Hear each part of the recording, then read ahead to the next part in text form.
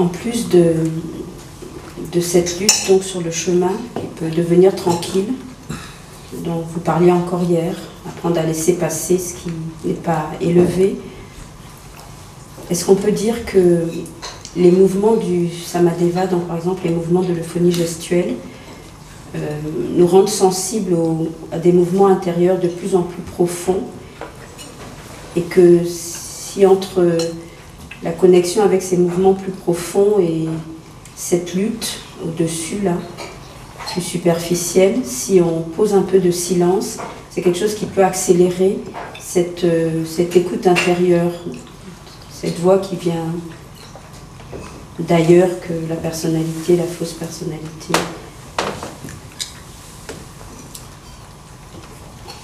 Le plus important, c'est le mouvement. Partout où le mouvement est bloqué, il y a déséquilibre et maladie et troubles. L'euphonie gestuelle, le samadeva, le mouvement Gurdjieff, le Nadi Yoga, l'Uyong, etc., rythmie, réintroduisent correctement le mouvement d'abord dans le corps physique.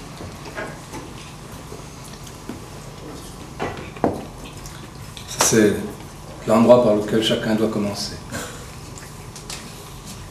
C'est réintroduire un mouvement thérapeutique dans le corps physique. Certains peuvent le pratiquer par des techniques respiratoires simplement. Mais ceci est beaucoup plus complexe parce qu'il faut que les techniques respiratoires soient adaptées à l'individu, beaucoup plus que la pratique des différents types de mouvements. Sinon, ils peuvent nuire plus qu'aider. Ensuite, il faut réintroduire le mouvement dans les émotions. Et comment est-ce qu'on introduit les mouvements dans les émotions? D'abord en les percevant telles qu'elles sont, en prenant conscience du type d'émotion dans lequel on se trouve. Et la seule façon de leur donner du mouvement, c'est de voir où physiquement elles se manifestent. Comment l'émotion crée des sensations physiques. Et une fois qu'on a repéré les sensations physiques, les laisser se dissoudre. Ou suivre leur mouvement qui va vers l'extérieur. Non pas la manifestation extérieure, ça c'est pour les animaux et les êtres humains, il ne faut pas de travail sur eux. Eux doivent manifester leurs émotions de façon spontanée pour ne pas complètement étouffer dans leurs émotions. Le chemin, lui, il sait qu'il faut qu'il donne un autre type de mouvement aux émotions. Les repérer, voir l'endroit où dans le corps physique ça bloque, et libérer cet endroit-là. Et voir comment ça se transforme en sensation et en énergie qui s'échappe. Ça, c'est le deuxième travail sur les mouvements. Le troisième travail, c'est le travail sur les pensées qui sont bloquées, où il n'y a plus de mouvement. C'est tous les schémas de pensée qu'on a à propos de soi, des autres et du monde.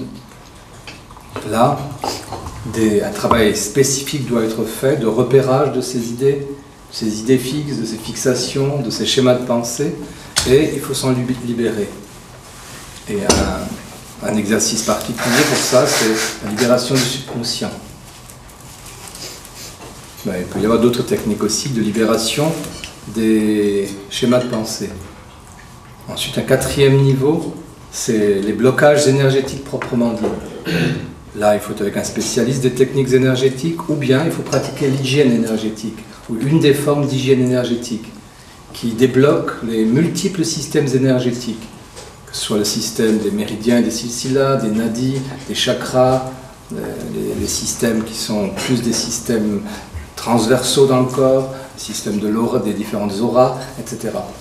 L'hygiène énergétique a pour but de remettre du mouvement dans le système énergétique, ou les systèmes énergétiques là où ils sont bloqués. Ensuite, il y a un autre niveau, le niveau qu'on appelle systémique ou relationnel, où souvent c'est bloqué aussi.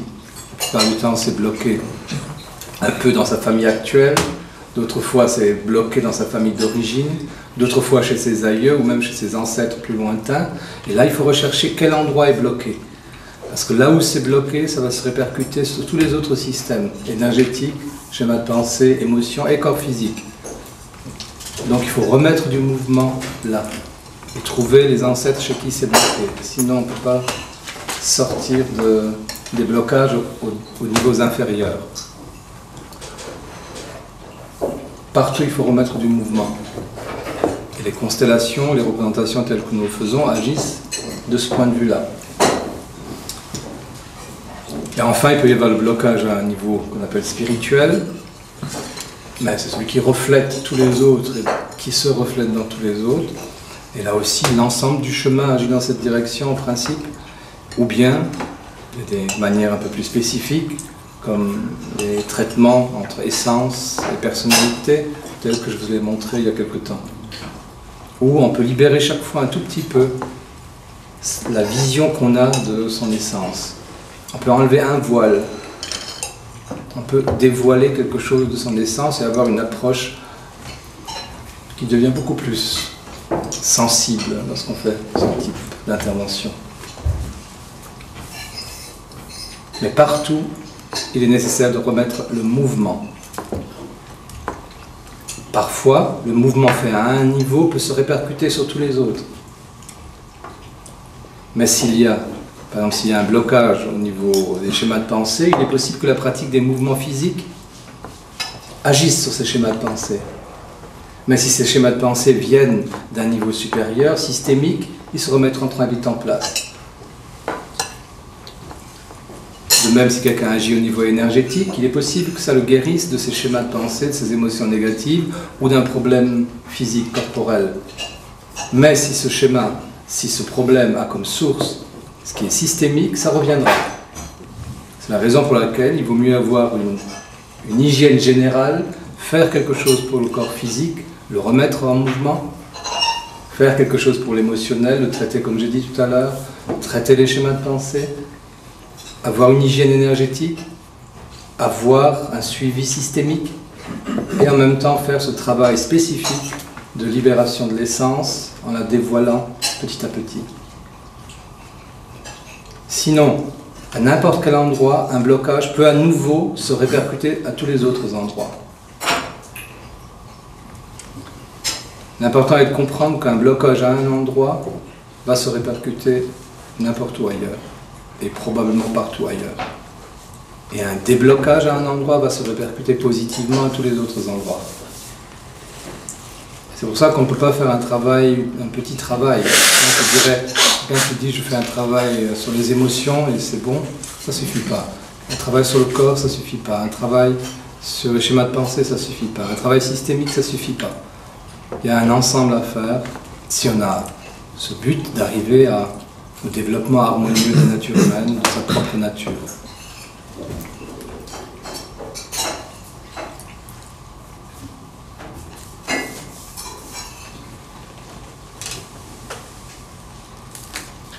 Est-ce que les 17 lataïfs en particulier traversent ces différents niveaux? Des traitements énergétiques, tout dépend comment ils sont utilisés. Est-ce qu'ils sont utilisés uniquement au niveau énergétique? Là, ils agissent comme je viens de le décrire. Parfois, on peut utiliser un traitement énergétique pour agir sur ce qui est émotionnel, d'autres fois sur ce qui est corporel, d'autres fois sur ce qui est schéma de pensée, d'autres fois même sur ce qui est systémique. Tout dépend qui les utilise et comment on les utilise, quel est le protocole qu'on utilise. Tout dépend à quel champ de force on se relie.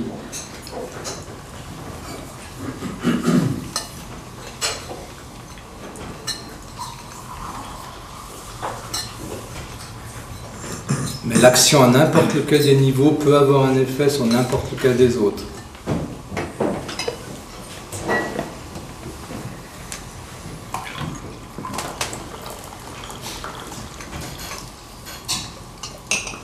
Mais il est sûr qu'on ne peut pas se passer d'un travail sur le corps.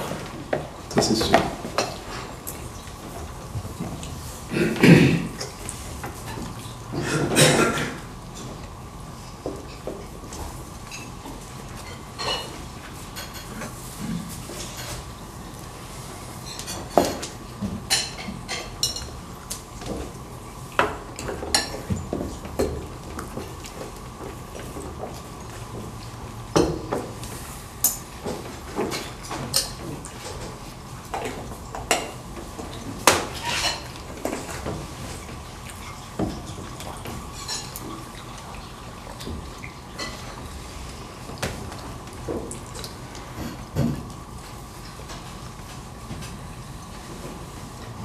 plus important, c'est de découvrir où chez soi le mouvement est bloqué.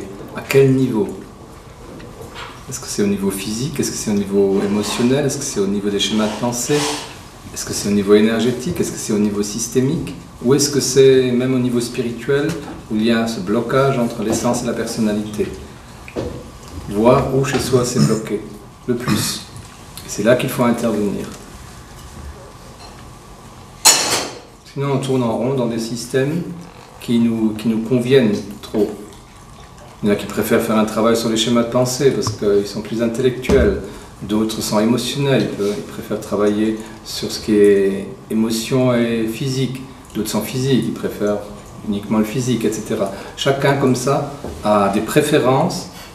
Il est sûr que la préférence, c'est un endroit par lequel on peut entrer dans ce type de travail. Mais ensuite, il faut chercher l'endroit qui est le plus douloureux. Celui où il y a le plus de blocage. Là où ça ne passe pas. Normalement, tout passe et tout coule. Tout est dans un flux vivant. Et à quel endroit est-ce que ça bloque? Et c'est ça ce qui est important de découvrir. Et c'est pour ça qu'il faut s'essayer à tous ces niveaux, et voir quel est l'endroit qui est le plus affecté par un blocage du mouvement.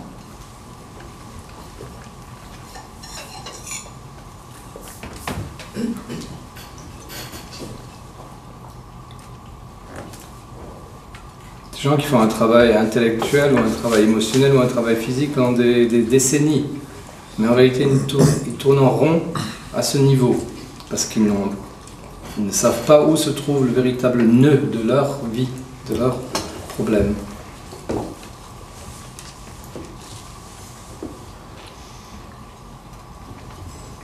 Mais tout le monde ne recherche pas non plus à se libérer, donc ça, pour beaucoup de gens ça a un peu d'importance. Ce que je dis, c'est pour ceux qui veulent vraiment se libérer de cette prison. Que sont les blocages?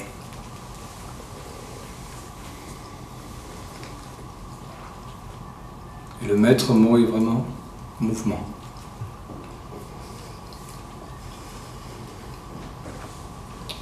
Je souhaite de bons mouvements aujourd'hui, dans votre journée.